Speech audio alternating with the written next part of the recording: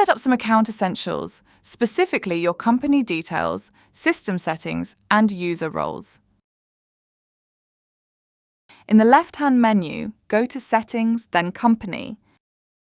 Start by adding in your company and trading name in the Details tab, along with the industry you operate in. Next, confirm the base currency. This is added during account registration, and if you need help amending this, please reach out to our support team. You should also ensure that the time zone is accurate, as this will be used when timestamping transactions. As you can see, there are more details that you can fill out, such as GST and VAT number, website, and measurement units. To see why it would be beneficial to update these, go to Get Help for this page here to be taken to the corresponding help file. Set the tone of your communications in the Email Templates tab. Pick a transaction, add a clear subject, and customize the body with variables like credit number and trading name. Use Preview to send yourself a test. Next, add your company logo under the Images tab so that your documents match your brand. Drag and drop or upload your image. And note the acceptable image formats and size limit. You can add multiple images, so ensure that you mark the current logo using the action cog here.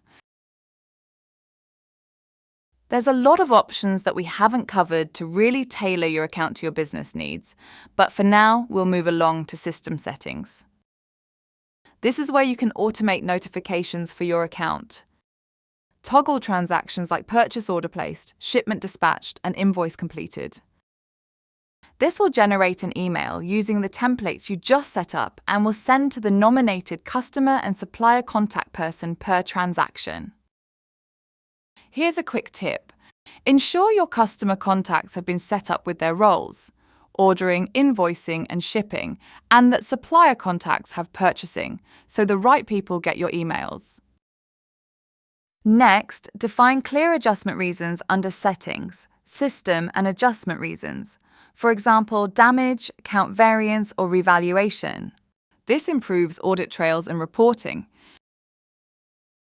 And the final setup step we'll look at is how to manage your user access in Unleashed to keep sensitive functions like stock value changes restricted to the right people. You'll find this in the Security section of Settings. First, create the different roles within your team. As these are designed with a hierarchy system, in which a child user role will only have access to the permissions made available to the parent it's been created from. By default, the role superuser will exist in your Unleashed account and provides any allocated user with access to all pages and details in Unleashed, apart from Unleashed API access and billing.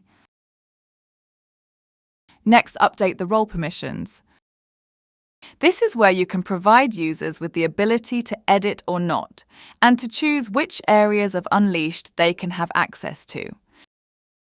For example, my warehouse team don't need to see most of my sales data, but there's a lot of my inventory data they need access to in order to complete their day-to-day with Unleashed. Once you're happy with the permissions you've set up for each role, you can invite your users.